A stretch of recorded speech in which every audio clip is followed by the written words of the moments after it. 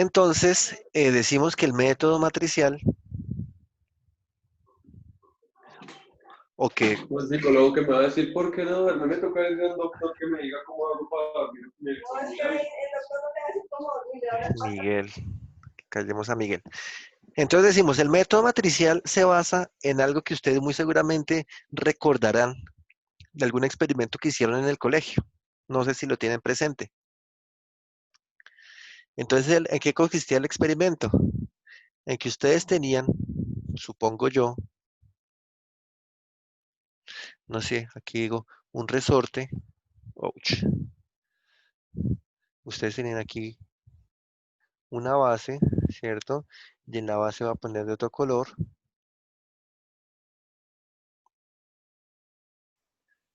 un resorte, ¿cierto? Voy a decir que este es un resorte y adicionalmente a ese resorte ustedes le colgaban un peso. Vamos a dejar por acá un peso. ¿Y qué era lo que pasaba con ese resorte y ese peso? Pues muy seguramente, si ustedes le ponen una carga a este peso, ¿cierto? Bueno, van incrementando la carga a esta cajita que yo dije allí, pues este resorte se iba a alargar, ¿sí o no? Confírmenme, díganme algo si hicieron ese experimento. A eso llamaban, creo que el dinamómetro. Sí, Sí, señor Sí, sí, ingeniero. señor. ¿Sí lo hicieron? A mí me tocó hacerlo y yo puse el resorte, me tocó tener una tabla allá atrás y mirar cuánto, marcar los centímetros y yo iba poniendo la carga y que esa carga implicaba que se me formara tanto. Y con eso yo qué podía hacer? Establecer la resistencia como tal del resorte, la rigidez. Ya empezamos hablando de términos estructurales. La rigidez como tal del resorte. Y entonces, ¿esa rigidez qué es? Es la resistencia propia como tal del elemento, en ese momento, pues, estructural. El resorte era nuestro elemento estructural, la resistencia a deformarse. Entonces, digamos que ese resorte puede ser aquí nuestra condición uno. Vamos a marcar como nuestra condición uno. Este es nuestro resorte, nuestra línea uno del resorte. Esta. Entonces, pues, ¿qué es lo que pasa? Ustedes veían que si yo incrementaba la carga, incrementaba la deformación. Sigo incrementando carga, sigo incrementando deformación. Entonces, pues ese resorte, o más bien, esa cajita, que es nuestro volumen de control, podía llegar hasta por acá. No sé, ¿sí? Y el resorte se me elongaba una cantidad X en función de la rigidez misma del resorte. Entonces, aumentaba la carga. Esa creo que va a ser la curva más famosa en el curso de análisis estructural 2 porque va a ser la que vamos a ver todo el semestre, todo el semestre, donde digo que empiezo con una carga, ¿cierto? Empiezo con una carga acá, entonces tengo un desplazamiento, incremento la carga, incremento el desplazamiento, hasta indefinidamente, ¿cierto? Aquí estamos partiendo que estamos trabajando de materiales elásticos perfectamente, no estamos superando el límite de fluencia del resorte, ¿cierto? O sea, donde ya el resorte pierde su consistencia, pierde su espiral y se deforma. Entonces, para cualquier carga que yo le ponga, voy a tener un desplazamiento y va a ser mayor. Pero resulta que dentro de esa misma práctica que hicieron ustedes allá en el colegio, pues se les ocurrió por cambiar ese resorte y dijeron, no, no quiero ese resorte verde, sino ahora voy a querer este resorte amarillo. Y este resorte amarillo también tenía sus propias características, ¿cierto? Tenía su propia rigidez, que es a la larga lo que nos interesa, y que implicaba eso, que ese resorte, para la misma carga que tengo acá, ustedes la ven, ¿cierto? No me gusta esas. Para la misma carga, mientras que aquí para mi resorte uno era delta uno, para el resorte 2 voy a tener un mayor desplazamiento. Para la misma carga, un mayor desplazamiento. Llegué a delta 2. ¿Eso qué implica? Que este resorte es más rígido o menos rígido. Menos Menos rígido. rígido, ingeniero. Menos, menos rígido. ¿Por qué? Porque me permite unos mayores desplazamientos. Entonces, si ustedes se lo están imaginando físicamente, se imaginan que este resorte amarillo puede ser de una espiral de pronto más angosta, unas varillitas un poquito más angostas con respecto a este resorte verde. Y como ustedes eran tan curiosos en el colegio, tan inquietos, creo yo, entonces después se fueron y dijeron, no, venga, acá hay otro resorte más grande que era el que el profesor hacía la clase, y acá lo pusieron, ¿sí? Obviamente aquí estoy diciendo que es uno de los otros, no todos al tiempo. Cambiaron ese resorte verde por el resorte amarillo, y después cambiaron ese resorte amarillo por este resorte morado, y pusieron las mismas cargas, esta F sub i, que era la misma carga. Y resulta entonces que ese F sub i, resultó que para la misma carga ahora tengo otro desplazamiento, que es un delta 3, tengo tres resortes.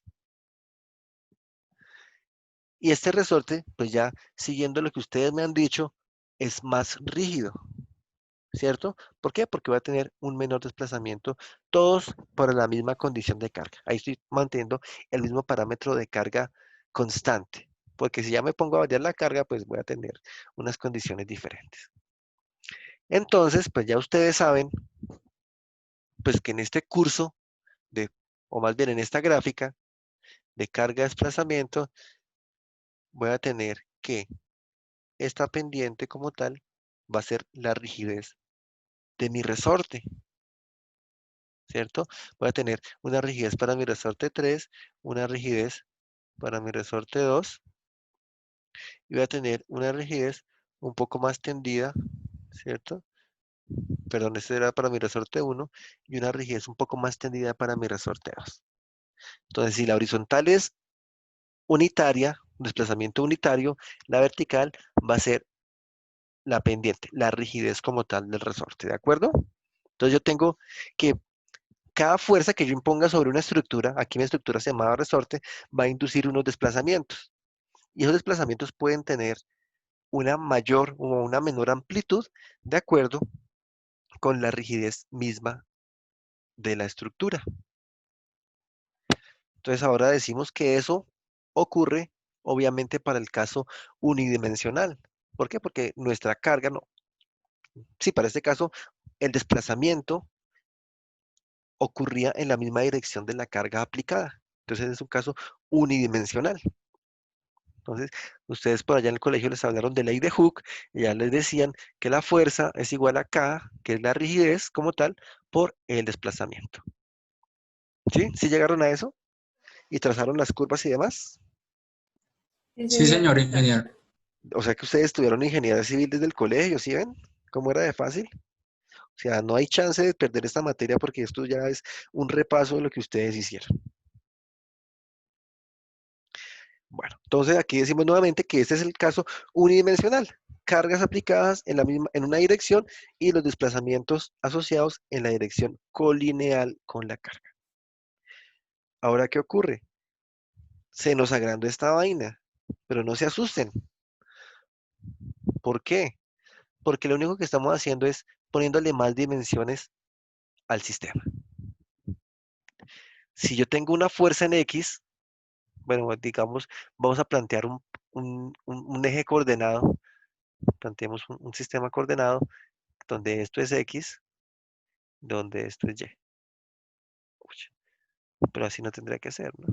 Como X y Y, y obviamente Z, si hacemos producto punto, va a ser saliendo de la pantalla que ustedes ven, ¿sí? Entonces, si yo aplico una fuerza en X, en dirección X, pues voy a tener un desplazamiento en dirección X. Y obviamente voy a tener una rigidez K, digámoslo así, en sentido X. Eso era lo que estamos viendo. O bueno, de pronto para que nos quede un poco más claro lo que estamos haciendo ahorita. Eso era en sentido Y, era en sentido vertical. ¿Sí? Aplico una fuerza vertical, tengo un desplazamiento vertical, y acá tengo un término asociado dentro de una matriz de rigidez a, a una rigidez de esa vertical de la estructura, digámoslo así. De forma análoga la tenemos para fuerzas horizontales Y pues para fuerzas verticales si decimos que Z es nuestro eje vertical. Esto es para que ya estemos planteándolo sobre una estructura. Ustedes piensen, imagínense en este momento que tienen una edificación. Y en esa edificación, las fuerzas en X pueden ser las fuerzas de viento que estén empujando, ¿cierto? Nosotros tenemos, o habitualmente estamos en estructuras en concreto. Entonces, las fuerzas de viento siempre están siendo aplicadas. Lo que pasa es que la rigidez del concreto o como tal del sistema estructural es tan alta que no sentimos las deformaciones, pero todo el tiempo nuestras estructuras, nuestros edificios están moviéndose. Donde están ustedes ahorita se está moviendo. Poco o mucho se está moviendo. Creo que poco. Y por eso no se siente. ¿Sí? Fuerzas verticales, pues ya dijimos que tenemos unas cargas gravitacionales que también van a tener una rigidez en ese sentido. Y adicionalmente, conocemos que el momento es un tipo de fuerza, pero ya no es una fuerza lineal, es una fuerza angular, que se conoce como una fuerza por una distancia, ¿cierto? Entonces, el momento, la estructura va a tener también una rigidez a ese momento, puede ser una torsión, a una flexión, ¿cierto? Y el momento induce a giros, esas van a ser las deformaciones.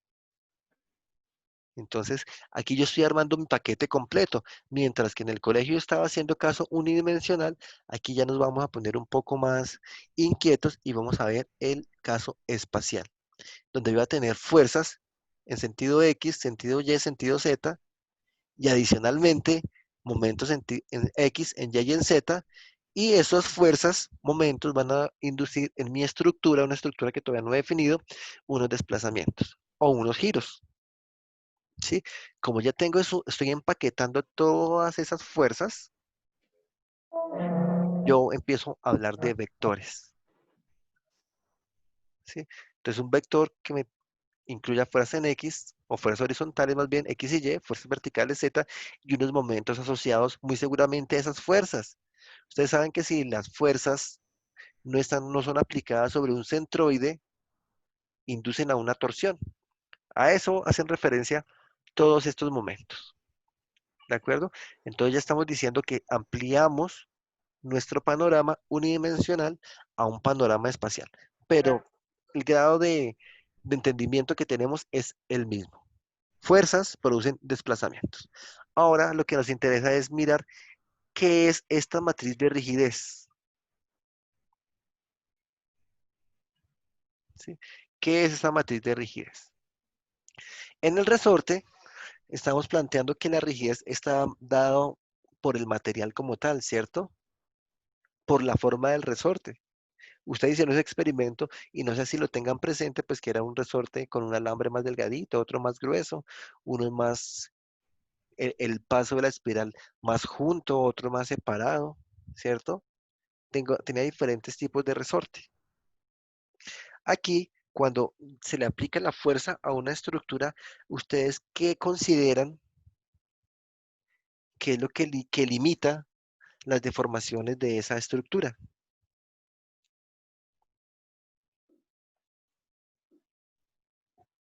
¿Qué se les ocurre?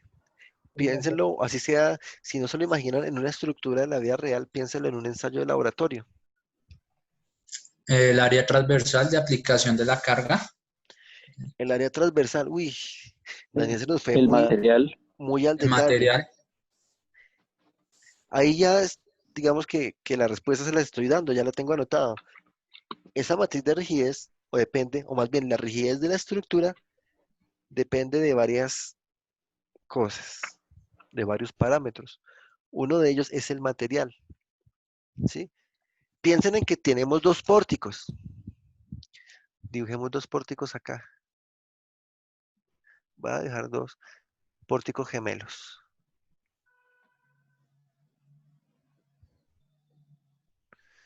Voy a tener, voy a borrar este, más bien. Y voy a tener dos pórticos gemelos.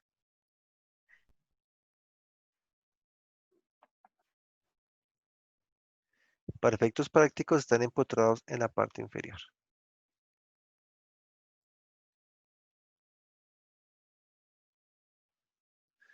¿Sí? Ese pórtico rojo que acabé de dibujar es un pórtico en concreto. El pórtico azul es un pórtico en acero. Vamos a pensar que las secciones estructurales sean exactamente las mismas. Inventémonos algo, 30 por 30, pero macizas, ¿sí? Para que sean iguales. Dos secciones estructurales exactamente iguales, geometría exactamente igual, ¿cierto? Lo único que va a cambiar es el material. Entonces, si yo le aplico una carga, voy a aplicar la misma carga a los dos pórticos, solo la voy a dejar a un lado, voy a hacer una carga acá y una carga acá, ¿cierto? Es la misma carga que le voy a aplicar a los dos pórticos. Recuerden, el de la izquierda es en concreto, el de la derecha es en acero. ¿Cuál piensan ustedes que se va a deformar más? ¿El de concreto o el de acero? El de concreto, ingeniero. ¿Por qué se deforma más el de concreto? A deformar el de acero. ¿El de acero se deforma más? ¿Por qué se deforma más el de acero? Porque es dúctil. El acero es más dúctil. ¿El acero es más dúctil? Sí, estamos de acuerdo.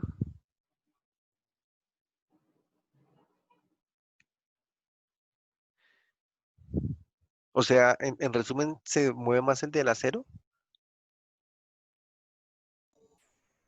Sí. Entonces yo, por eso es que me gusta recordar, ustedes tienen por ahí la curva, esfuerzo de formación del concreto y del acero, ¿no? Esa es mi curva esfuerzo de formación. La curva del acero,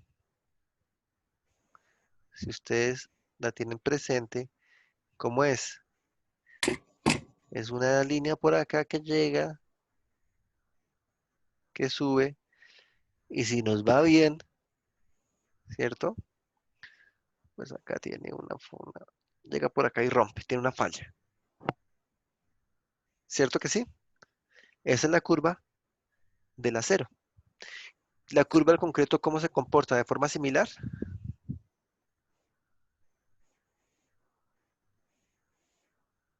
¿Hicieron ensayos de cilindros de concreto? Es una curva más plástica. Tiene Mm, un esfuerzo último el concreto, en donde se sí, pero, rompe. pero plástica de pronto no es la palabra, de pronto es inelástica, ¿sí? Pero si nosotros las ponemos, las superponemos en escala real, ¿cierto? La curva del concreto, ¿cómo es? Es algo por así.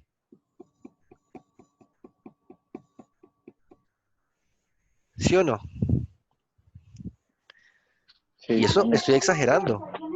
¿Por qué? Porque si yo hablo de un acero estructural, este punto de fluencia, este FY, podemos estar hablando que sea el más bajito, 250 megapascales de resistencia. ¿Ah? Resistencia.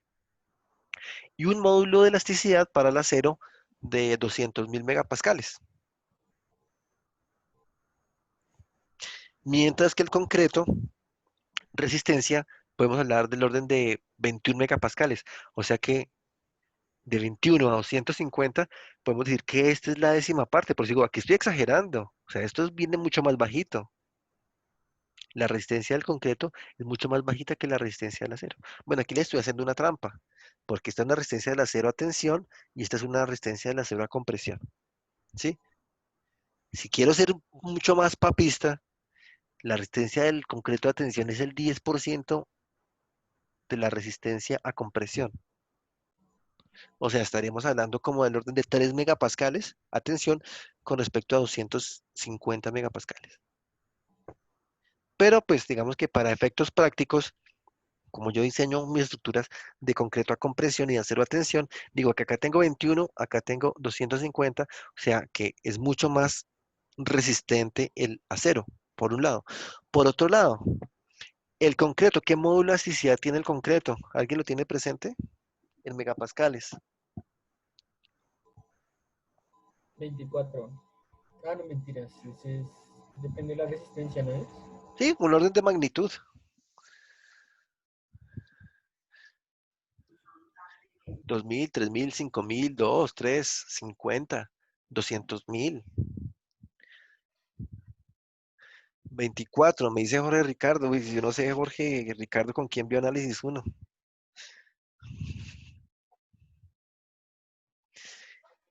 El módulo de elasticidad del concreto en megapascales, ojo, porque una cosa es resistencia y otro módulo de elasticidad. El módulo de elasticidad del concreto es del orden de 20.000 megapascales, ¿sí? Lo que usted me dice que va en función de la resistencia, sí, listo, puede ser 22, 25, 28.000 megapascales, pero es para que tengamos ese orden de magnitud. Entonces estamos hablando que el acero, en una curva de esfuerzo-formación, tiene 200.000 megapascales, mientras el concreto tiene 20.000 megapascales. O sea que también en cuanto a resistencia, pero a rigidez, a módulos de elasticidad, estamos hablando que el acero es más, resiste más. O sea, o podemos plantearlo aquí en esta curva de fuerza de desplazamiento, ¿sí? El acero se asocia más como a esta curva 3, porque tiene 200.000 de módulo de elasticidad, de rigidez propia del material, mientras que el concreto puede estar en esta curva 2, mucho más bajita. Entonces, para la misma carga, voy a tener menores desplazamientos en estructuras de acero. En otras palabras, el acero es más rígido. Por eso también les estoy haciendo aquí la trampa. Yo les estoy diciendo, estamos concibiendo que las secciones son macizas. O sea, que todas las, que son dos estructuras completamente gemelas. Lo único que cambia es el material. Yo les dije secciones de 30 por 30, unas macizas en concreto, las otras macizas en acero. Por esa razón es que generalmente, dadas esas bondades mecánicas del material, de resistencia, de rigidez, por eso es que las estructuras de acero generalmente son secciones huecas, ¿sí? ¿Por qué? Pues por muchos propósitos. Ya los invito a que en algún momento de su tiempo libre vayan e inscriban el curso de estructuras metálicas. Porque, pues, aparte, el concreto tiene un peso de 2.400 kilos por metro cúbico, mientras que el acero tiene un peso aproximadamente de 8.000 kilos por metro cúbico. Entonces, si son huecas, por un lado bajo el peso, pero tengo una resistencia muy alta, ¿sí? El problema es que cuando yo quito resistencia, como yo quito toda esa masa, puedo empezar a tener problemas de deformaciones, pero cuando son huecas. Si yo las comparo, las secciones gemelas, es mucho más resistente el acero, ¿sí? Para que lo tengamos en cuenta. Pero entonces, ¿todo eso a qué me lleva?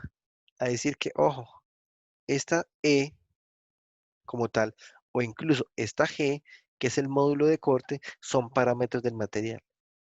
O sea que la matriz de rigidez va a estar directamente afectada por el material. Si tengo unos mejores materiales, unos materiales más portantes, para este caso estamos diciendo acero, como tipos o materiales más bien comunes empleados en la ingeniería, si tengo un acero, pues me va a producir unas menores deformaciones, ¿sí? Bueno, entonces ya jugamos con el acero y el concreto. Ahora vamos a mantener la estructura de un solo material. Pensemos en la que es en concreto, ¿sí? Que ambas, la roja y la azul, son en concreto. Pero ahora, esta roja, las secciones de todos los elementos van a ser de 30 por 30. Y las secciones de la estructura azul van a ser de 60 por 60. ¿Cuál estructura se va a desplazar más, de acuerdo con esas consideraciones? ¿La roja o la azul? La roja. La roja. Roja. La roja. Muy bien, la roja. ¿Por qué? Porque las propiedades como tal de los elementos que ustedes ya han visto en cursos anteriores, inercia, área, propiedades torsionales y demás, van a ser menores en la estructura roja, ¿cierto? Entonces, como son menores, voy a tener una mayor posibilidad de desplazamientos. Mientras que el azul, pues, caso contrario, va a restringirme esos desplazamientos, ¿sí? Entonces, yo tengo, pues, como tal la secciones transversales. Ahí puedo incluir inercia. Esta J que es módulo, momento polar de inercia, ¿sí? Listo. Ahora hagamos otro ejercicio que es que yo en mis estructuras, en mi estructura azulita,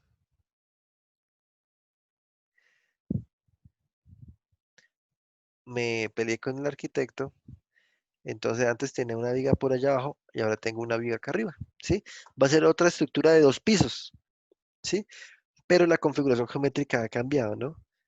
Voy a suponer, aquí yo tenía 4 metros y 4 metros, ahora tengo 4 y 4, 8, ahora que tengo 5 metros y tengo 3 metros. La altura completa de la estructura siguen siendo 8 metros. ¿Será que la deformación va a ser la misma? No, ¿Cuál se No. deforma más? No, se forma más la de Azul.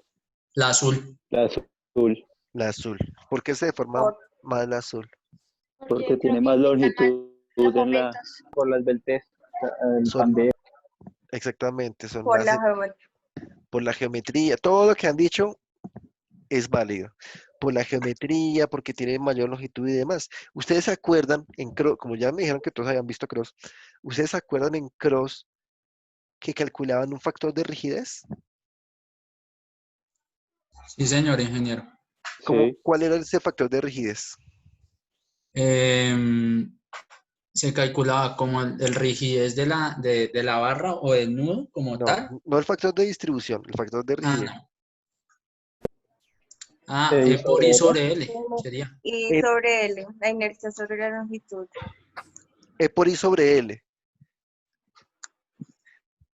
Me dijeron inercia sobre longitud. ¿Quién me dijo inercia sobre longitud? No es que esté mal, es que me interesa hacer una anotación. Que de hecho yo la hago en mi curso, ¿cierto? Eh, ¿Está bien decir inercia sobre longitud? Siempre y cuando toda mi estructura sea del mismo material, ¿sí? Si mi estructura tiene materiales diferentes, como es el caso genérico que a mí me gusta abordar en mi curso, como bien lo dice Daniel, es E por I sobre L. Entonces, allá decimos la rigidez es E por I sobre L. Es un caso plano, ¿no? Entonces, la rigidez es directamente proporcional a E, que es el material. Entre más rígido, o entre mejor propiedad mecánica, elasticidad tiene el material, voy a tener mayor rigidez, ¿cierto? E por I, inercia, si tengo una mayor inercia, ¿cierto? O sea, si dispongo bien la sección, el B y el H, pues voy a tener mayor rigidez, pero si la longitud es grande, entonces voy a perder rigidez, ¿cierto? Por eso está el denominador, son inversamente proporcionales. Aquí pasa exactamente lo mismo, Ingeniero, una señor, pregunta. ¿sí? ¿Qué diferencia hay entre el momento de inercia y el momento polar de inercia? Una pregunta de mecánica de materiales, qué buena pregunta. Bueno, no viene al lugar, pero es solo, si es de mecánica de materiales, bueno, mientras que la inercia es la propiedad de la sección que resiste a la flexión, ¿cierto? El momento polar de inercia es la propiedad de la sección que trata de resistir a la torsión, ¿sí? Una es una constante de flexión y la otra es una constante de torsión. Ya entraremos a abordarla más en detalle cuando veamos parrillas, ¿sí? Bueno, entonces les decía que así como se planteaba en Cross, aquí pasa lo mismo. Si tengo unos elementos, unas mayores alturas para este caso, porque las columnas son las que me están brindando la rigidez, adelantándome un poco al capítulo final ya de norma, las columnas son las que me van a brindar rigidez. Si tengo unas columnas de mayor altura, pues la estructura va a ser más deformable, ¿sí? Entonces, caso general, mi matriz de rigidez va a estar dada, o sea, todavía no sabemos cuál va a ser la matriz de rigidez, ¿no? Pero sabemos que va a estar dada, o que las celdas que van a estar contenidas dentro de esa matriz mejor van a tener términos asociados a materiales, asociados a geometría como la longitud y asociados a la sección transversal de la estructura. Bueno, no necesariamente a la sección transversal, a las, a la- a las dimensiones de la sección transversal. Porque si es un elemento, si necesito el área, si estoy tratando un axial, pues voy a necesitar el área. Si estoy trabajando en flexión, voy a necesitar la inercia. Si estoy trabajando en torsión, voy a necesitar el momento polar de inercia, ¿sí? Entonces, eso como para adelantarnos un poco, ir entendiendo lo que queremos del análisis matricial. No sé si hay alguna pregunta hasta allí. ¿Qué hemos hecho? Extrapolamos al caso espacial lo que ustedes hicieron en el colegio. Ahí sí parto de sus presaberes. Y pues también de algo que ya han trabajado en mecánica de materiales, como las curvas de los materiales, y algo que hemos hecho en análisis uno como tener claros los conceptos de rigidez. Antes la rigidez era un valor escalar, ahora vamos a ver que esa rigidez se nos convierte en una matriz y paso siguiente va a ser entender cómo se arma y qué función tiene esta metodología. Ingeniero, no lo Señora, entendí bien. Entre más altas son las columnas de una estructura, ¿hay mayor rigidez o hay mayor mayor posibilidad de deformación. deformación? Por eso digo, ustedes en Cross hicieron, calcularon unos factores de rigidez que era E por I sobre L. Entonces, si yo aumento la longitud del elemento, particularmente de las columnas, pues voy a tener una reducción de la rigidez. ¿Sí? Sí, señor. Entonces, rigidez es directamente proporcional al material, modo elasticidad, directamente proporcional a la inercia, para este caso a la sección como tal, e inversamente proporcional a la longitud. ¿Listos? Cuando hagamos ya las prácticas de desplazamientos, vamos a ver cómo puede llegar a verse eso en SAP.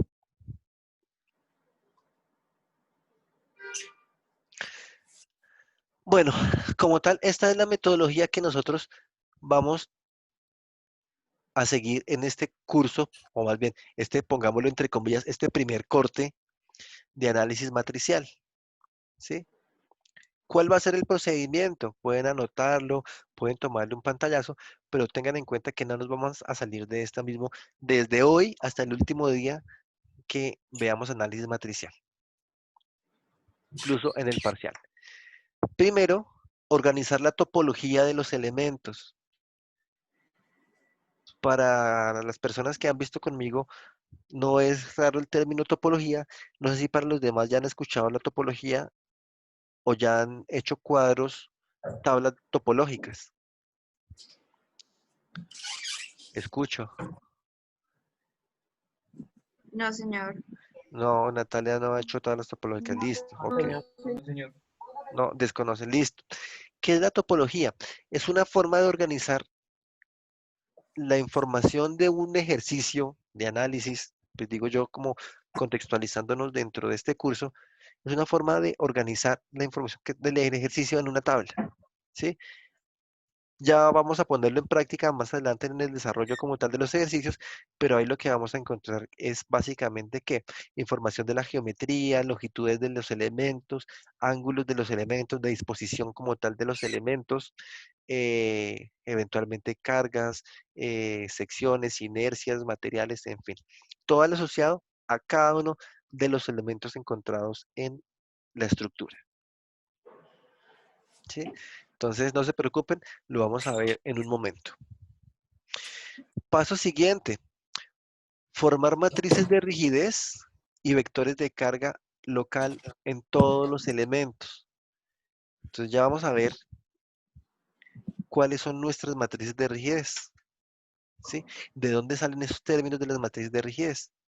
Y vectores de carga de los elementos. Es básico entender que dentro de nuestras estructuras yo tengo dos tipos de entidades. Una que son los elementos y otras que son los nudos. Generalmente no las distinguimos. Si yo tengo una viga, acá dibujo una viga, ¿cierto? Acá termino y le pongo unos apoyos.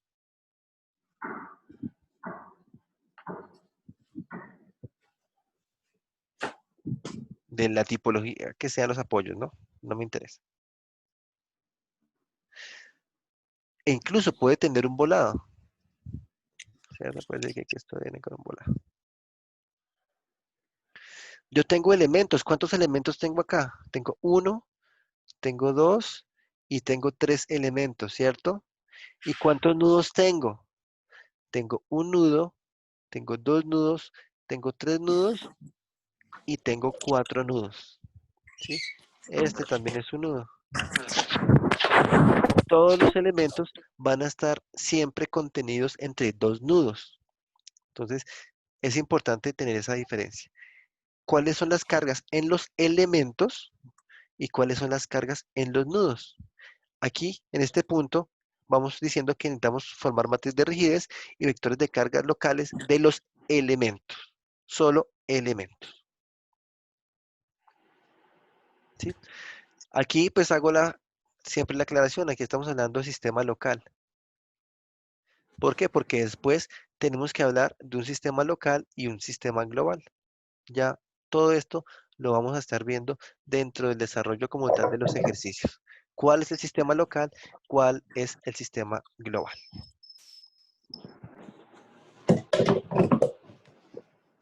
Posteriormente, cuando ya tenga todo en sistema global, cuando yo le haga un cambio de coordenadas, lo que hago es que ensamblo. Y este ensamble es como vincular en una gran matriz todas las submatrices de los elementos que genera aquí en este punto.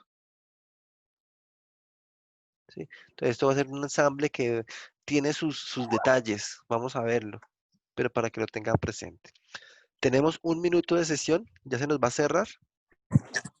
Vamos a reiniciar nuevamente la conexión, por favor.